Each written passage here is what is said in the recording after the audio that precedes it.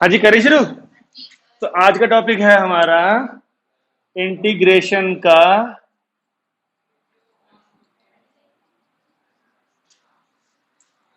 By partial fraction.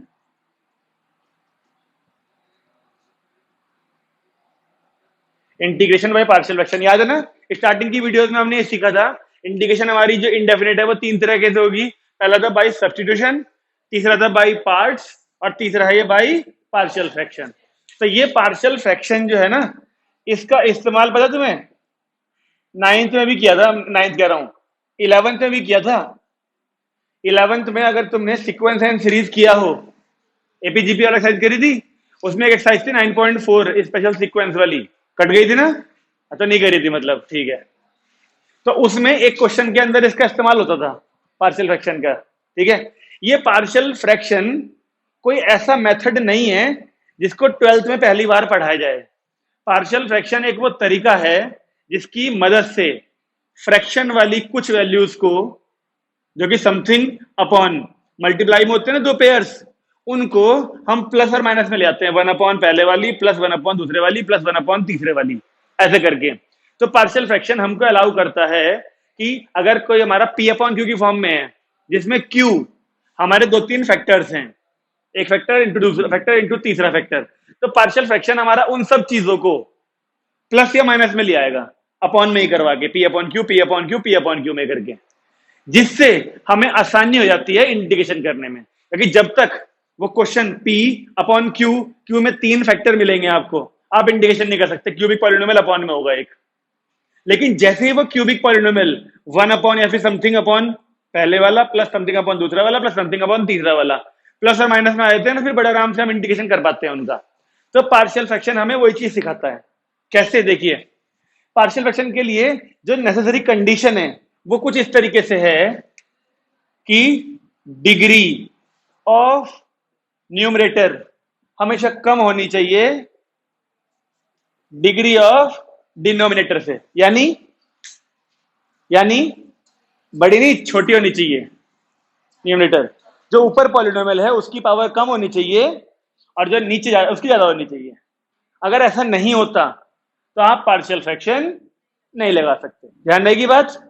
चलिए, अब इसके वो केस बना के दिखाते हैं हम आपको कि पार्शियल फ्रैक्शन किस किस तरीके से हमारे यहां पर अप्लाई होगा इस बार। तो पहला केस देखिए, अगर आपको कहीं पर ऐसा लिखा हुआ मिले P x plus Q upon में एक्स माइनस ए एक्स माइनस बी, चेक करिए क्या पार्शियल फ्रैक्शन अप्लाई हो सकता है इसमें? हाँ, क्योंकि ऊपर एक्स की डिग्री कितनी है? 1, और नीचे आ जाएगी 2। तो ये कंडीशन फुलफिल हो रही है, पार्शियल फ्रैक्शन अप्लाई हो सकता है। मैंने थोड़ी देर पहले आपसे यही कहा था कि पी अपॉन क्यू वाली फॉर्म होगी जिसमें क्यू दो या तीन फैक्टर्स होंगे। तो पार्शियल फ्रैक्शन इस केस में हमारी क्या हेल्प करता है कि वो ए, ये वाली ढूंढनी पड़ती है हमको खुद, ए की ये खुद ढूंढनी पड़ेगी हमें, ठीक है ना? ए अपॉन पहले वाली वैल्यू प्लस बी अपॉन दूसरे वाली वैल्यू, ऐसा कर देता है पार्शियल फ्रैक्शन। इसका इंटीग्रेशन करना आसान काम नहीं होता, जबकि इसका इंटीग्रेशन करना बहुत आसान होगा। क्योंकि एक्स माइनस ए, इसकी पावर 1 है ना, तो लॉग वाला केस बन जाएगा, लॉग ये प्लस लॉग ये, आंसर आ जाएगा तुरंत। जबकि अगर ऐसे क्वेश्चन का इंटीग्रेशन करना पड़े तो तुम्हें ध्यान है क्या? लीनियर अपॉन क्वाड्रेटिक, याद है? लीनियर को लिखना पड़ता था A D by D X of denominator plus B, फिर वो I1 I2 करके दो पार्ट सॉल्व करने पड़ते थे, बहुत बड़ा क्वेश्चन होता था वो। लेकिन अभी फिर मिलेगा क्वेश्चन ऐसा, लीनियर अपॉन क्वाड्रेटिक अभी फिर मिलेगा। लेकिन अब आसानी क्या होगी, हेल्प क्या मिलेगी हमको? जो अपॉन में क्वाड्रेटिक आएगी ना, उसके फैक्टर हो पा रहे होंगे। अब तब जो करी थी लीनियर अपॉन क्वाड्रेटिक, उसमें अपॉन वाली के फैक्टर नहीं होते थे, इसीलिए हमें उस क्वेश्चन को उस बड़े वाले तरीके से करना पड़ता था। अब डिनोमिनेटर के यानी क्वाड्रेटिक इक्वेशन के फैक्टर हो जाएंगे, और हो जाएंगे तो हम ऐसे कर पाएंगे। और विश्वास मानो ये बहुत छोटा तरीका होगा, बस हमें ए और बी की वैल्यू निकालने में थोड़ी देर लगेगी, उसके बाद इंटीग्रेशन वाला काम बहुत छोटा हो जाएगा। अगर इसी में एक एक्स माइनस सी और होता है यहां पर, तो यहां पे प्लस का सी लगा के एक्स माइनस सी वाली वैल्यू भी आई थी। जितने मर्जी कर सकते थे हम ये काम। अच्छा जी, एक केस तो ये वाला हो गया सिंपल। दूसरा case P x plus Q, ऐसे कैसा? लेकिन नीचे एक का स्क्वायर है और एक वैल्यू अकेली है। जो यहां पर केस बोला मैंने तुमसे, तीन वाला बोला, वो तीनों अलग अलग थे। लेकिन यहाँ पर एक वैल्यू रिपीट हो रही है। जब भी कोई एक वैल्यू रिपीट हो रही हो उसको पार्शियल फ्रैक्शन की हेल्प से कैसे करा जाएगा, देखो a अपॉन पहले एक ये खुद प्लस b अपॉन इसी का स्क्वायर भी आएगा। ये जितनी बार है ना, मान लो यहाँ पे पावर 4 होती है इसकी, तो पहले a अपॉन एक बार आता, b अपॉन स्क्वायर आता, c अपॉन क्यूब आता इसी का, और d अपॉन पावर 4 आती है। जब तक ये पूरे ना हो जाए, जितनी पावर है तब तक करते रहेंगे इसे ही। अब ये पावर दो थी, 2 बार आ चुका, देखो ये, ठीक है ना। अब इसका number c upon X minus B, value निकालना बहुत आसान काम है, वो सिखा दूंगा मैं, चिंता ना लो। तुम केवल ये ध्यान देखो, ध्यान रहेगी बात। तीसरा केस, अगर ऐसा क्वेश्चन आ जाए जिसमें ऊपर तो मान लो पी एक्स प्लस क्यू ही है, लेकिन नीचे एक तो मिल गया एक्स माइनस ए, ऐसे वाला एक ऐसी क्वाड्रेटिक इक्वेशन मिली जिसके हम फैक्टर नहीं कर पा रहे थे। इसके फैक्टर हो पा रहे होंगे अगर, तो 2 पेयर आ जाएंगे, फिर वो 1 2 3 वाला केस बन जाएगा, तीनों का अलग अलग लिख देंगे। लेकिन नहीं, ऐसा नहीं। अगर एक क्वाड्रेटिक इक्वेशन मिल गई जिससे वेक्टर नहीं हो पा रहे, जैसे मान लो एक्स स्क्वायर प्लस 1 मिल गया, यहाँ पर एक्स स्क्वायर प्लस 1 मिल गया, क्या उससे वेक्टर कर पाओगे तुम एक्स स्क्वायर प्लस 1 के? नहीं कर सकते, एक्स स्क्वायर प्लस 1 के वेक्टर नहीं कर सकते। तो उस केस में क्या करना है वो अब देखते हैं। पहले ये तो सिंपल है ना, इसके लिए तो वही काम करो जो ऊपर कर रहे थे, ए अपॉन एक्स माइनस, इसके लिए तो वही आ जाएगा। लेकिन जब क्वाड्रेटिक आएगी और फैक्टर नहीं हो रहे होंगे, तो इसके लिए हमको लिखना पड़ता है ऐसे, ए तो आ चुका था यहां पर, इसलिए बी एक्स प्लस सी। अगर ए और बी दोनों आ चुके होते यहां पर, तो यहां पर सी एक्स प्लस डी आ जाता फिर। ओके, बस थोड़ी सी देर लगेगी। अगर ये वाला केस आ गया ना, तो थोड़ी सी देर लगेगी ऐसे वाले में बी और सी की वैल्यू निकालने में, थोड़ी सी देर। ये जब ऐसे वाली वैल्यू होती हैं, जब ये पेयर मिलते हैं ना ये वाले, इनमें तो इनकी ए बी सी की वैल्यू तुरंत निकल जाती है बड़े मजे में। लेकिन जब ये पूरी क्वाड्रेटिक इक्वेशन मिलेगी और बी एक्स प्लस सी लिखा जाएगा, तो इनके कंपैरिजन में टाइम ज्यादा लगेगा। वैसे टाइम ज्यादा नहीं लगेगा, बस इनके कंपैरिजन में ज्यादा लगेगा टाइम निकालने में। और टाइम ही ज्यादा लगेगा, उसे डिफिकल्टी लेवल बोले ना, वो नहीं है, बस इनसे ज्यादा टाइम लगेगा। ओके, कोई समस्या? तो कुल मिला के हमारे पास ये 3 तरह की कैटेगरी आने वाली है। ओके, सिंपल, सिंपल में एक का स्क्वायर, और सिंपल के साथ एक क्वाड्रेटिक, बस। तो ये 3 चीजें हमको ध्यान रखनी है। आइए, नमस्ते। कोई समस्या? आगे बढ़ जाएं, क्वेश्चन देखें।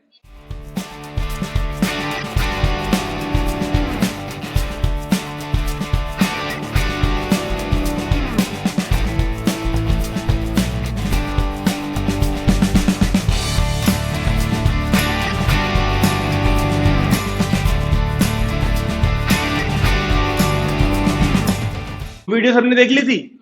कुछ डिफिकल्ट काम तो नहीं था उसमें, सारे आसानी थे। और जिन्होंने डाउट पूछे थे जो क्वेश्चन, वो भी कर लिए थे। सबके मैसेज तो आए नहीं थे, केवल 3 क्वेश्चन आए थे डाउट में। नितिकांश तूने किया था मैसेज, और ऐश्वर्या ने, शायद 2 बच्चों ने किया था, या किरण ने किया था। तो किरण ने किया था, फिर ऐश्वर्या ने, इसने नहीं करा था। ठीक है ना? लो देखो, क्वेश्चन है x cube minus 6x square plus का 10x माइनस 2 अपॉन में x square minus 5x plus 6।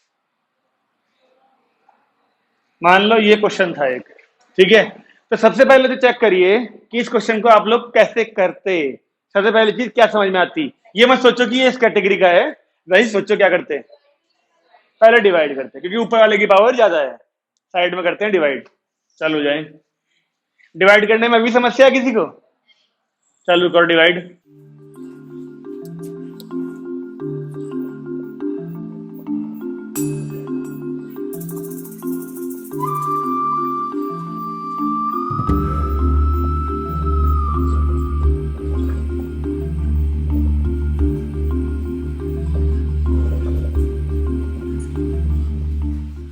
ये बचा क्वेश्चन में, क्या लिख दिया मैंने?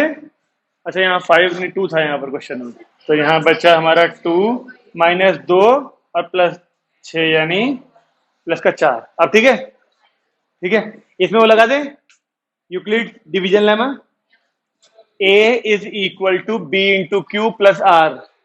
किरण कह रही पता नहीं क्या बोल दिया ये। वही तो बोलते थे उसे, यूक्लिड डिवीजन लेमा, ठीक है ना। पता होना चाहिए। देखो ऐसा है ना, ऐसा होता है कि अगर हमें चीज आती है ना तो उसके जितने पर्यायवाची हैं वो पता होने चाहिए, क्योंकि अगर आती भी चीज केवल नाम के दूसरे शब्दों में लिखे होने के चक्कर में छोड़ी जाए ना, तो फिर बहुत गुस्सा आता है बाद में। तो A is equal to B Q plus R, dividend is equal to divisor into question plus remainder, दोनों चीजें सेम ही है, बस उसको नाम से बोलते हैं। A is equal to B Q plus R को यूक्लिड डिवीजन लेमा, तो पता होना चाहिए, नाम ही तो है, बस कोई बड़ी चीज थोड़ी है, वो भी पढ़ा हुआ। चलिए, इसकी वैल्यू क्या निकलेगी इसके हिसाब से, इसकी ये इंटू ये लिख दू, इस जगह पे आएगी ना ऊपर वाले में, x square minus 5x plus 6 के इंटू में आएगा x माइनस 1, अब प्लस का ये आएगा, इस प्लस के ये को मैं 4 पहले लिख लूं और x बाद में लिख दूं, प्लस का 4 पहले लिख लिया, माइनस का x बाद में लिख दिया, और ये पूरे के अपॉन में आएगा। पूरे के अपॉन में का मतलब इसके अपॉन में भी कर दिया एक बार, और एक बार इसके अपॉन में भी कर दिया। तो यहां पर तो ये दोनों वैल्यूज कट गई, यहां पर केवल क्या बचा, x माइनस 1, और यहां पर 4 minus x square minus 5x plus 6। बताइए, अब लीनियर अपॉन क्वाड्रेटिक बन गई, इसका इंडिकेशन तो बताइए हमें, हो जाएगा। यहां पे लीनियर अपॉन क्वाड्रेटिक बन रही है। अगर हम इसके फैक्टर नहीं कर पा रहे, अगर हम इसके फैक्टर नहीं कर पा रहे तो फिर ये पक्का लीनियर अपॉन क्वाड्रेटिक वाले तरीके से करना पड़ेगा, बड़े वाले तरीके से।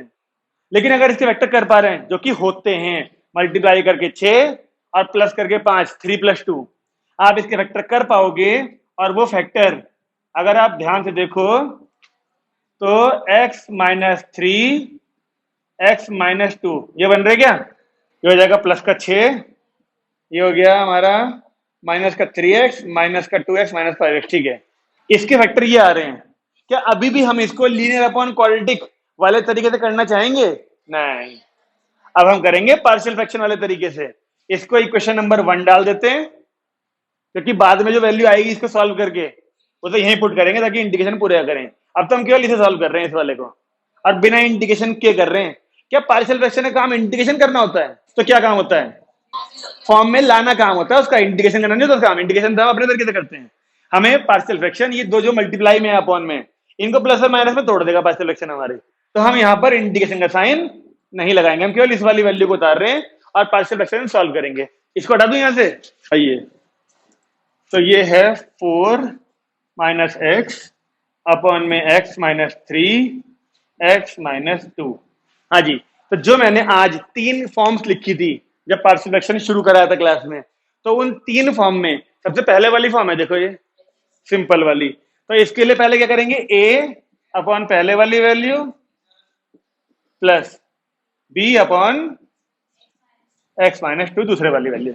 अब देखो कितना आसान है यहाँ पे वैल्यू निकालना। एक बार तो एलसीएम ले लेते हैं यहाँ पर। एलसीएम लेके आप मुझे एक बात बताओ, देखो देखो सब देखो यहाँ पर, जब मैं इधर वालों का एलसीएम लूंगा तो अपॉन में दोनों आएंगे नहीं आएंगे, ये इधर वाले अपॉन से कट नहीं जाएंगे, तो क्या मैं 12th वाले समझ के एलसीएम वाला काम डायरेक्ट लिख दूं, ये आएगा डायरेक्ट एलसीएम लेके, यहाँ के अपॉन वाली और यहाँ के अपॉन वाली कट जाएंगे आपस में। हर बार होगा ये काम जब भी तुम करोगे तो, ठीक है। अब देखो कितना आसान है काम निकालना वैल्यू। एक तरीका तो वही है जो हमने पहले सीखा हुआ था, कौन सा, एक्स के कोफिशिएंट, एक्स स्क्वायर के कोफिशिएंट कंपेयर करने वाला काम। लेकिन यहां पर एक तरीका और भी आसान था, सुनेंगे? आओ देखो, आपके पास एक वैल्यू है x माइनस 2, सब सुन लो यहाँ पर, देखो नया तरीका है और आसान तरीका है।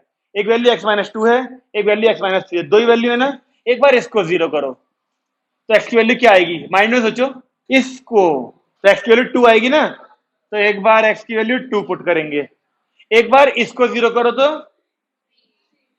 बस ये काम है सोचने वाला। अब x की वैल्यू 2 पुट करी हो तो x माइनस 2 ये हिस्सा पूरा गायब हो गया होगा। x की वैल्यू 2 पुट करेंगे तो यहां पर माइनस का b बचा होगा, यहां भी 2 पुट करो जहां जहां x है, तो 4 माइनस 2, तो b की वैल्यू कितनी आ गई तुरंत। x की वैल्यू 3 पुट करी होगी जब, तो ये हिस्सा पूरा गायब हो गया होगा। अब 3 माइनस 2 यानी a बचा होगा, हाँ। x की वैल्यू 3 पुट करने पर ये हिस्सा जीरो हुआ ना, तो 3 माइनस 2 ये तो a बचा, और यहां पर तो ये ज्यादा आसान है ए और बी की वैल्यू निकालना इस तरीके से। लेकिन ये हर जगह अप्लाई नहीं हो पाता तरीका, ये वहीं अप्लाई होगा जब ऐसे ऐसे पेयर्स मिलेंगे, अलग अलग होंगे सारे, ठीक है ना। और अगर किसी कारण से मान लो ये भूल जाओ या तुम्हें ना आए करना, तो वो तरीका तो है ही, ए की इंटू इन दोनों में करना, बी की इन दोनों में करना, फिर एक बार एक्स वाले को एक्स वाले से कंपेयर करना, एक्स स्क्वायर वाले को एक्स स्क्वायर वाले से, कांस्टेंट वाले को कांस्टेंट वाले से, तो इक्वेशन बनेगी, वैल्यू तब भी आएगी। खैर ए और बी दोनों की वैल्यू आ गई, हम इन्हें यहाँ पुट कर देते हैं। तो क्वेश्चन क्या बना, 4 minus X, X minus 3, X minus 2 is equal to A. A यानी 1 के अपॉन में एक्स माइनस 3, बी यानी माइनस के 2 के अपॉन में एक्स माइनस 2। अब तुम देख लो खुद कि ये वाली वैल्यू जो अपॉन में मल्टीप्लाई में थी आ गई ना प्लस और माइनस के साथ में। अब ये दोनों वैल्यू पुट होंगी इस जगह पे, फिर एक ये आ जाएगा और दो वो आ जाएंगे, और उन सबके इंटीग्रेशन करने बहुत ही आसान हो जाएंगे। बहुत ही आसान क्या, 1 अपॉन एक्स माइनस 3 का होता है लॉग एक्स माइनस 3, माइनस 2 ऐसे कैसा, 1 अपॉन एक्स माइनस 2 का लॉग एक्स माइनस 2, इसका भी लॉग में आ जाएगा, इसका भी लॉग में आ जाएगा, और इनके तो बताइए एक्स स्क्वायर बाई 2 और ये माइनस का एक्स। तो देर लगने वाली चीज क्या है इस क्वेश्चन के अंदर, वो डिवाइड करके A equal to B plus R की फॉर्म में लिखने वाला काम। जैसे ही पार्शियल फ्रैक्शन का रोल आएगा वहां से देर नहीं लगेगी, फिर वहां से जल्दी हो जाएगा क्वेश्चन। आप ये दोनों वैल्यूज को यहां पुट कर दीजिए, पुट इन 1 लिख के यहां पर फर्स्ट इक्वेशन में पुट करिए यहां पर, क्योंकि साइन चेंज होंगे, नहीं साइन चेंज तो होंगे नहीं, प्लस है। तो क्वेश्चन बनेगा कुछ ऐसा,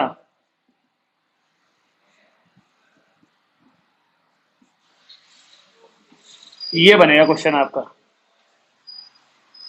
इनके इंटीग्रेशन तो कर लेंगे, ध्यान रहेगी बात ये वाली। अगला लिख देते हैं क्वेश्चन, ये तो मिटा दूं क्वेश्चन।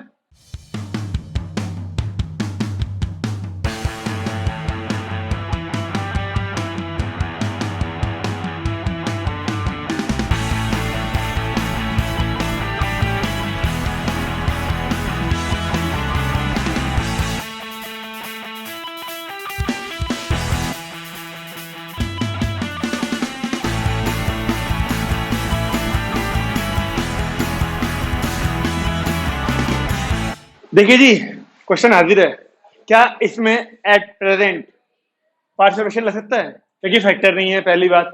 वैसे लग सकता है क्योंकि ऊपर पावर 1 है नीचे पावर 3 है, कंडीशन तो बन सकती है।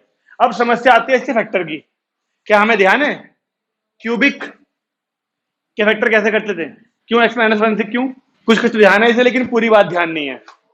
हमें पहले एक ऐसी एक्स की वैल्यू ढूंढनी पड़ती है, हमें एक ऐसी वैल्यू ढूंढनी पड़ती है एक्स की जिससे ये वैल्यू 0 हो रही हो।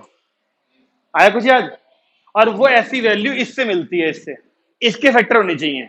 इस कांस्टेंट टर्म के फैक्टर 6 के फैक्टर होते हैं plus minus 1, plus minus 2, plus minus 3, plus minus 6। उन सबसे सबसे तो नहीं, मतलब किसी एक वैल्यू से, 2 से 3 से 0 होगा। ये चेक करो, एक्स की वैल्यू 1 रख के प्लस की, यहां चेक करो 0 हो रहा है, 1 से 0 हो रहा होगा। एक्स की वैल्यू 1 पुट करने पर ये हो जाएगा 12 और ये माइनस का 12 हो जाएगा। एक्स की वैल्यू 1 रखने पे 0 हो रहा नहीं हो रहा, यानी एक्स इज इक्वल टू 1 इसका एक फैक्टर है।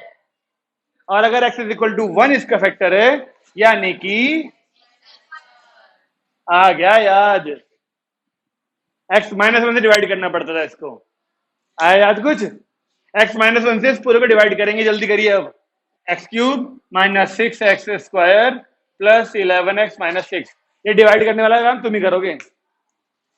एक्स माइनस 1 से ही क्यों करो, चल गया पता, ठीक है ना। डिवाइड करिए, रिमाइंडर 0 आना चाहिए कंफर्म्ड, ठीक है।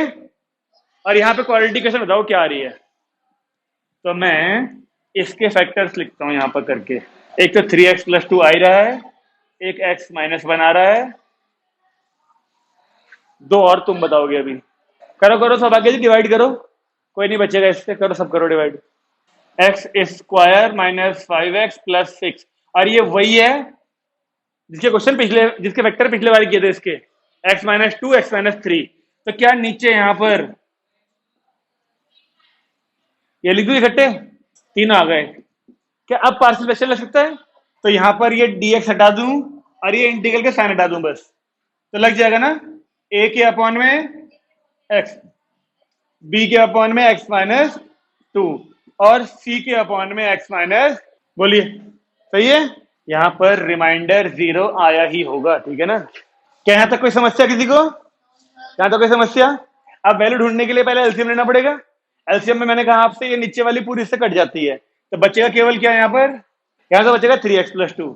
यहाँ पर a के इंटू में क्या क्या आएगा देख रहे हो, a के अपॉन में जो है वही नहीं आएगा, बस ये दोनों तो आएंगे, यानी x-2 और x-3। ऐसे b के इंटू में जो उसके अपॉन में है वो नहीं आएगा, बस ये दोनों आएंगे, x-1 और x-3। और c के साथ क्या आएगा, x-1 और x-2। बोलिए यहां तक कोई समस्या किसी को? अब तुम बताओ हमारे पास कितने तरह के पेयर हैं, इस बार वैल्यूज पुट करनी पड़ेगी ना। अब तो एक बार x की वैल्यू क्या पुट करोगे, इसके हिसाब से 1 हो जाएगी, 0 करेगी, इसके हिसाब से 2 और इसके हिसाब से 3। तो हमें 3 वैल्यू पुट करनी है इस बार। एक बार तो लिखिए x=1, x=2 और x=3। मुश्किल जी, x=1 लिखा तो 1 × 3 यानी 3+2, इधर तो बच्चा 5।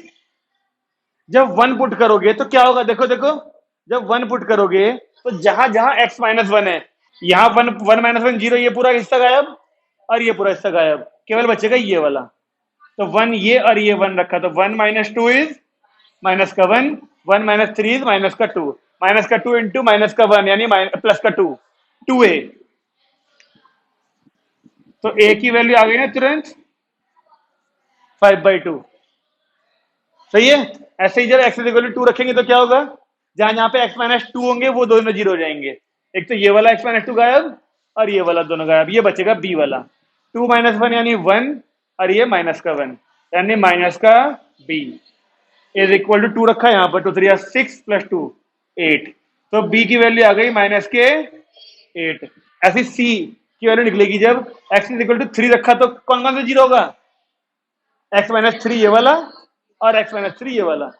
जब 3 रखेंगे, 3 - 1 यहां से आया 2, 3 - 2 1 यानी 2 × c इज = 3, यहां भी रखो, 3 3 9 + 2 11। तो c की वैल्यू आ गई, जल्दी जल्दी निकल जाती है ना वैल्यू, काफी है। अब ये तीनों वैल्यूज हम यहां पुट करेंगे, इससे नंबर डालना भूल गए हम फर्स्ट इक्वेशन। ये तीनों वैल्यूज एबीसी की यहां पुट कर दीजिए। किसी को भी कोई भी समस्या तो पूछ लो, किसी को कोई भी समस्या है तो पूछ लो। ठीक चल रहा है सब कुछ? जब आप ये तीनों वैल्यूज यहां पुट कर देंगे, अगली लाइन में तो फिर इंटीग्रेशन ही करना है सबको, क्योंकि यहां इंटीग्रल लगाना पड़ेगा। इधर लगेगा इंटीग्रल तो इधर भी लगेंगे।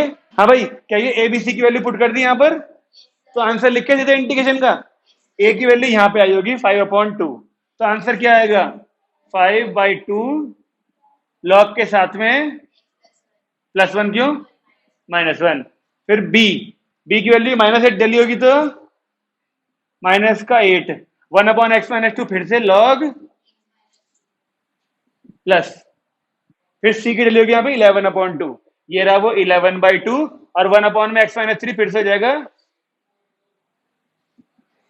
बस ये आंसर आएगा। फिर एक इतनी देर लगनी है ना, वो पार्शियल फ्रैक्शन में लगनी है, बस जो भी लगेगी, फिर तो सारे आंसर लॉग में आ जाते हैं।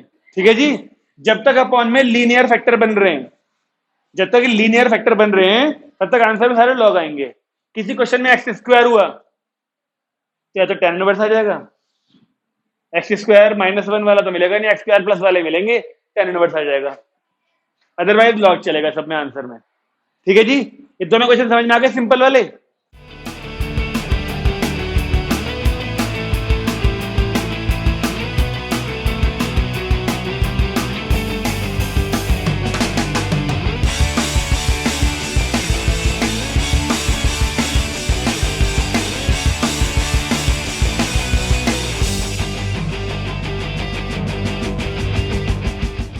लीजिए अगला क्वेश्चन है 2x - 1 अपॉन में x + 1 और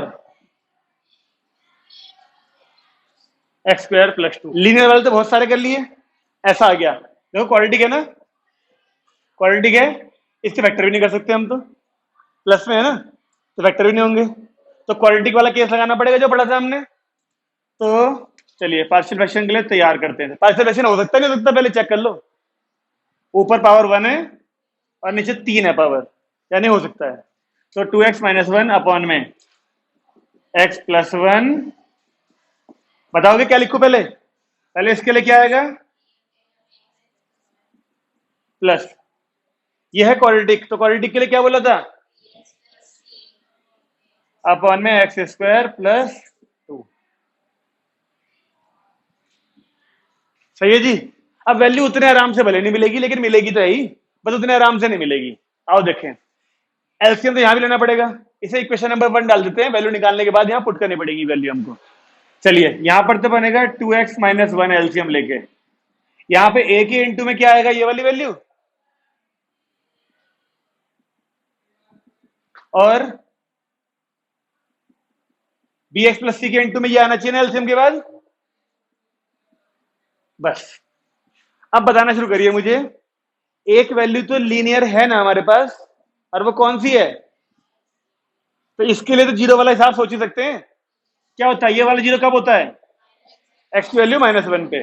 तो एक बार तो पुट कर ही दें, X is equal to minus one. X is equal to minus one रखने से कोई ये जीरो हो जाएगा, यानी ये पूरा हिस्सा गायब। यहां पे रखिए माइनस वन, तो माइनस वन का square plus one plus two, यानी थ्री ये बन गया इधर।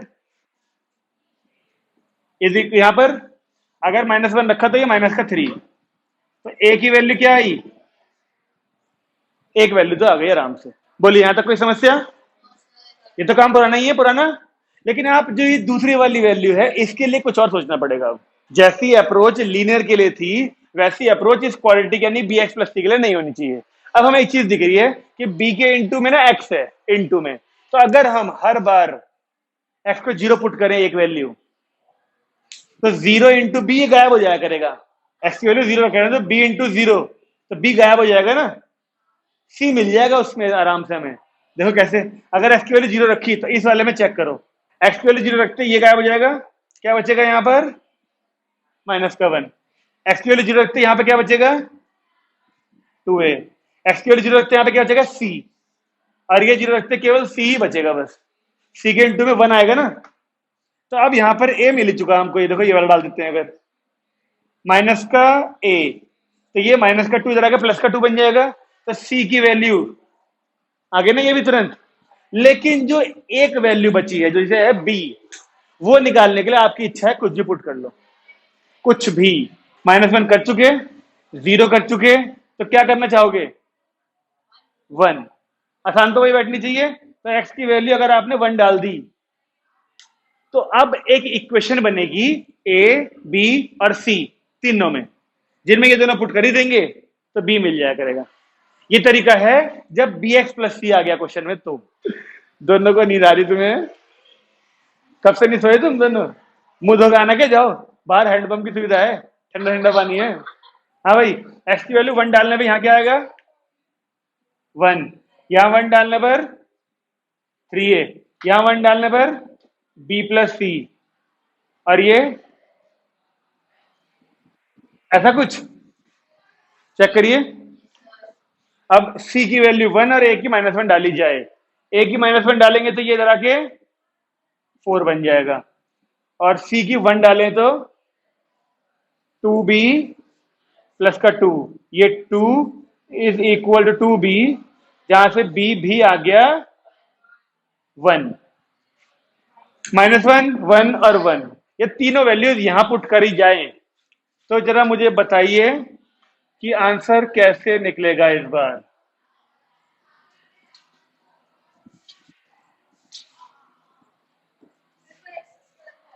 है? हाँ, इस बार है ए, ए यानी माइनस वन के अपॉन में X plus one, B X plus C, B B plus का, सी भी प्लस का, यानी एक्स प्लस वन। लो, यहां इंटीग्रेशन तो यहां भी इंटीग्रेशन, यहां भी इंटीग्रेशन। अब बताओ इनके इंटीग्रेशन कैसे होने चाहिए? इसका तो पता ही है तुम्हें, लॉग में आ जाएगा। उसका बताओ कैसे होना चाहिए? डिवाइड तो नहीं हो सकता, एक्स स्क्वायर माइनस ए स्क्वायर,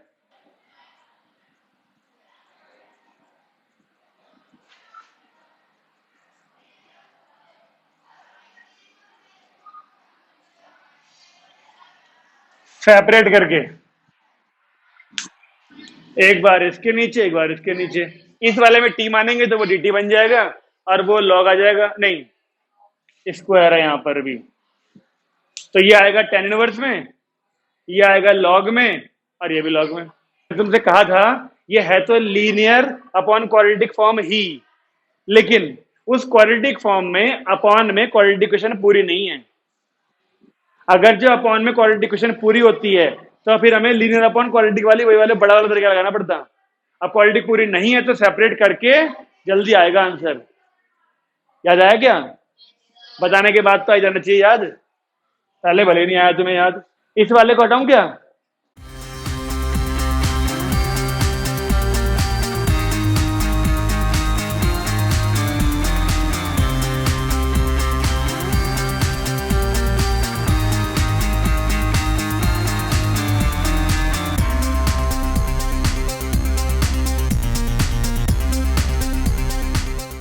अगर क्वेश्चन ऐसा होता,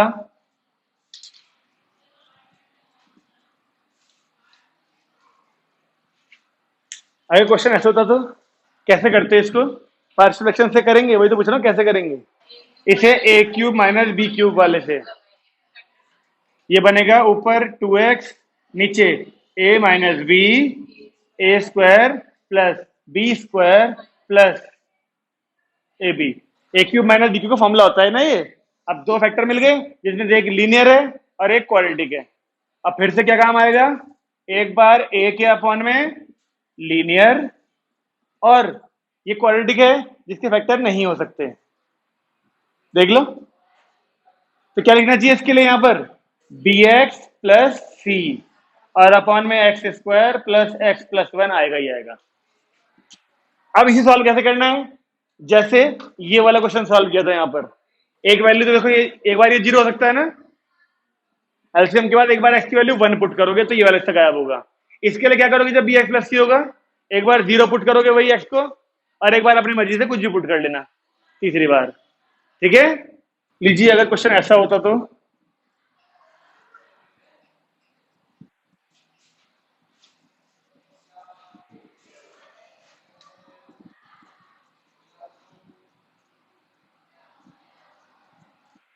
क्वेश्चन ऐसा होता तो कैसे करते हैं, सोचते फिर हम इसको। इस बार तो लीनियर है ही नहीं कहीं, बिल्कुल सही। अगर आप पार्शियल फ्रैक्शन डायरेक्ट लगाने से बेहतर पहले ये देखो कि यहाँ पे एक्स स्क्वायर है, उसका डेरिवेटिव भी 2x होता है, ये वाला एक्स स्क्वायर इसका डेरिवेटिव भी 2x होता है। अगर आप एक्स स्क्वायर को केवल t मान लें तो 2x dx की वैल्यू dt आएगी नहीं आएगी, ये क्वेश्चन पूरा क्या बन जाएगा, dt t plus 1 t plus 2। फिर तो वही काम, इसको हटा दें इसको हटा दें, तो a के अपॉन में t प्लस 1, b के अपॉन में t प्लस 2। आया समझ में? क्योंकि ये पार्शियल फ्रैक्शन तीनों तरह की जो इंटीग्रेशन की है सबसे लास्ट है, तो वो दोनों चीजें जो पहले पढ़ी हैं वो तो इस्तेमाल हो ही सकती है इसमें। पहले हमने सब्स्टिट्यूशन का इस्तेमाल किया, उसके बाद जो फॉर्म बनी वो पार्शियल फ्रैक्शन वाली थी तो उसमें लगा दिया। अब ये टी की फॉर्म में है तो टी में चलने दो, सारी चीज टी में चलेंगी, जब लास्ट में आंसर आएगा तो टी की वैल्यू वापस एक्स स्क्वायर डाल देंगे। नितिकांक्षा मैडम ठीक है?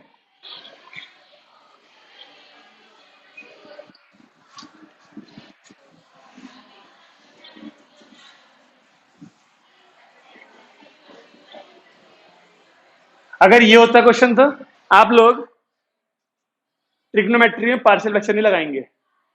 पार्शियल फ्रैक्शन तभी लगेगा जो वो तीन फॉर्म्स लिखी थी। कहीं तुम इसको a upon 2 plus sine theta, b upon 3 plus ऐसे लिख दो, साइन थीटा को t लिया जाए अगर तो ये कॉस थीटा dt बन जाएगा इस तरीके से, यानी सब्स्टिट्यूशन है इसके अंदर भी। मैं फिर कह रहा हूं पार्शियल फ्रैक्शन केवल पॉलिनोमियल्स में लगेगा, ठीक है ना, लीनियर क्वाड्रेटिक इन सब में लगेगा। ट्रिग्नोमेट्री लॉगरिथम या कुछ और लिखा मिल जाए तो वहां मत लगा देना। तो अगर साइन थीटा को t लिया जाए तो कॉस थीटा डी थीटा की वैल्यू dt आएगी, तो क्वेश्चन बन जाएगा dt अपॉन में 2 प्लस t और 3 प्लस 4t। सही बात है, आगे का काम कर सकते हैं अपने आप हम। जो तुम कुछ बोल नहीं रहे, कर लोगे ना आगे का? आज क्या है? अच्छा आज तो तुम्हारी ड्यूटी लगी होगी सबकी। तुम लोगों को ड्रेस पहना के आज स्कूल में नहीं भेजा गया? पढ़ाने गए थे नहीं गए थे क्लासेस में? तुम्हारा नहीं होता, बस तूने ट्राई किया और किसी ने नहीं ट्राई किया। हुआ स्कूल में तुम्हारे? तुम्हारे स्कूल में हुआ? नहीं। तुम्हारे भी नहीं हुआ? तुम तो दोनों एक में। तू गया था फिर आज पढ़ाने? चलो। तुम्हारे हुआ नहीं। नॉर्मली टीचर्स डे के दिन जो पहले से प्रथा चलती आ रही प्रथा वो ये है, जो 12th के बच्चे हैं वो टीचर्स बन के छोटे बच्चों को पढ़ाएंगे, भले 1 लेक्चर 2 लेक्चर 3 लेक्चर होगा। हाफ डे ही तो होता है। हाँ, ठीक है ना। पुराने में होता था।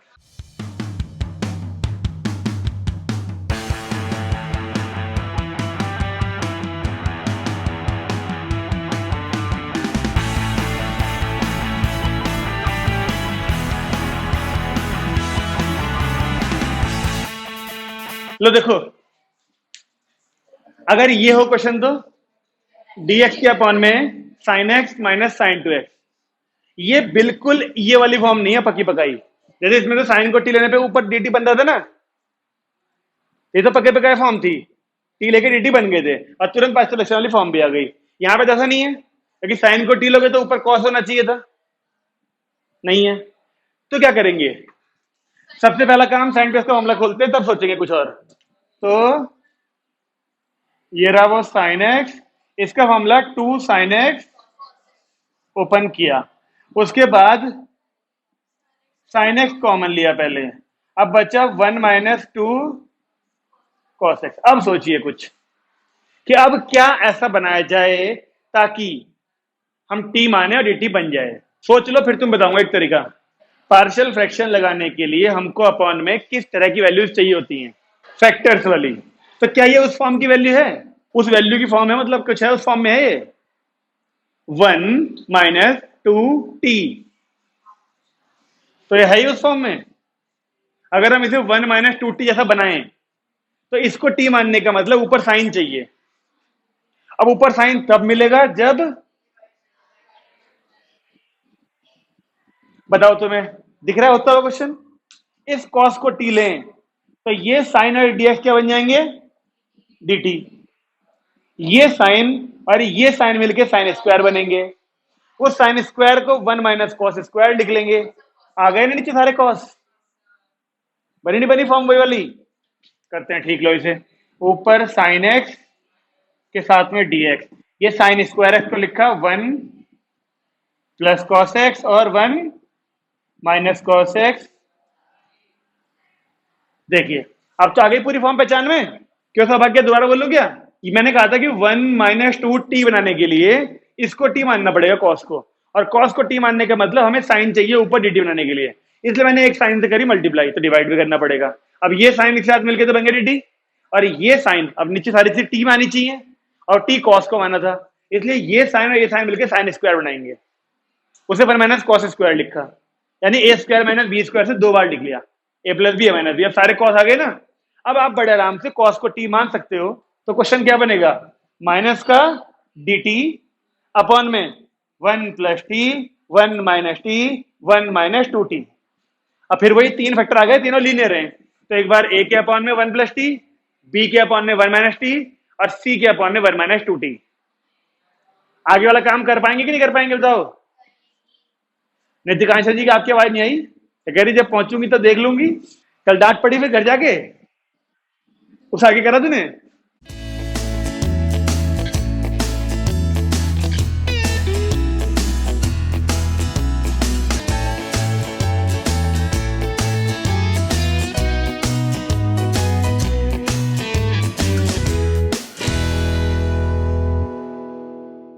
इसकी नीचे जगह छोड़ दी तुमने करने के लिए, खुद थोड़ी जगह छोड़ देना पूरा करने के लिए इसको। अच्छा ऐसे ही एक क्वेश्चन और सोचो तुम, ठीक है ना? अगर तुमने ये वाला सोचा तभी मानूंगा कि ये वाला समझ में आ गया तुम्हें। 1 माइनस कॉस एक्स अपॉन में कॉस एक्स और 1 प्लस कॉस एक्स। जब इस वाले को सोचोगे तब समझूंगा कि वो समझ में आया तुम्हें। इस क्वेश्चन में तो एक चीज को टी मान के दूसरा dt बन गया था। इसमें क्या करा उसने, क्योंकि न तो साइन कॉस से मल्टीप्लाई डिवाइड करने पर 4 ऑप्शन थे, चारों में से किसी से कोई काम नहीं बन रहा, ना साइन से मल्टीप्लाई करके, ना कॉस से, ना 1 प्लस कॉस एक्स से, ना 1 माइनस कॉस एक्स से, किसी से कोई समाधान नहीं मिल रहा। तो इसने क्या करा, इसने ना बिना इंटीग्रेशन करे, ठीक है ना, या फिर इसे लगा रहने दो यहाँ पर, इसने केवल कॉस एक्स को y ले लिया। यानी ये एक वो तरीका है जो हमको केवल पार्शियल फ्रैक्शन करने में हेल्प तो करता है, लेकिन टेम्परेरी बेस पे। देखो कैसे, cos x को y लेते तो ये हिस्सा क्या बनेगा, केवल ये वाला हिस्सा।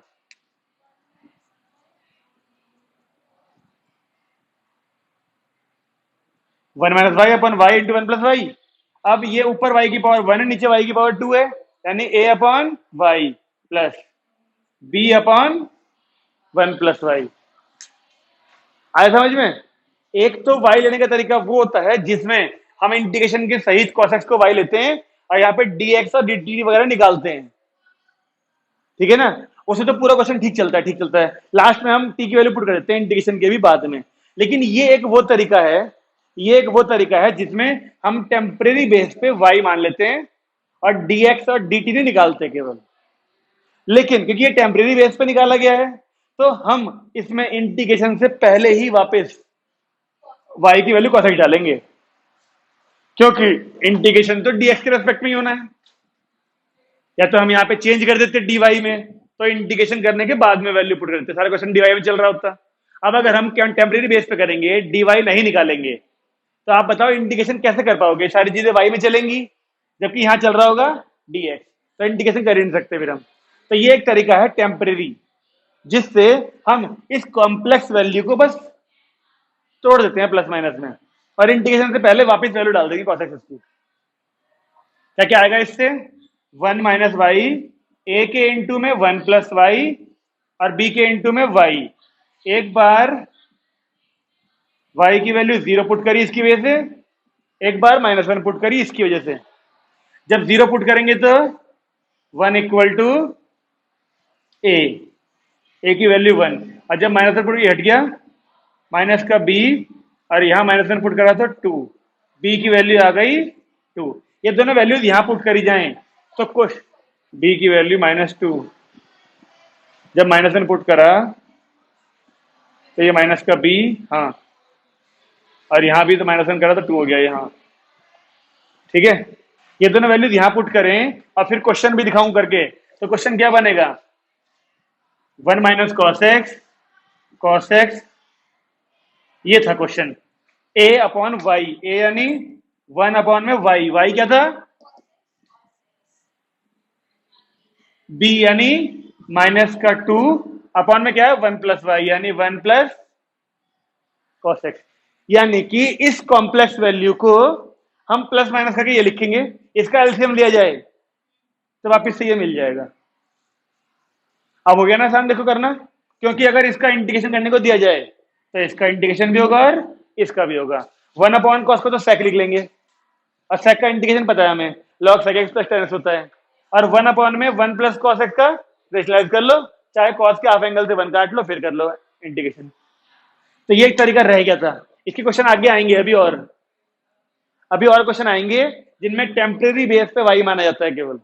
बंद कर दे क्लास आज की, होमवर्क के क्वेश्चन फोटो में भेज देंगे, ठीक है ना। कम से कम 10-15 क्वेश्चन तो करने ही पड़ेंगे आपको पांच सिलेक्शन के ये वाले, ठीक है।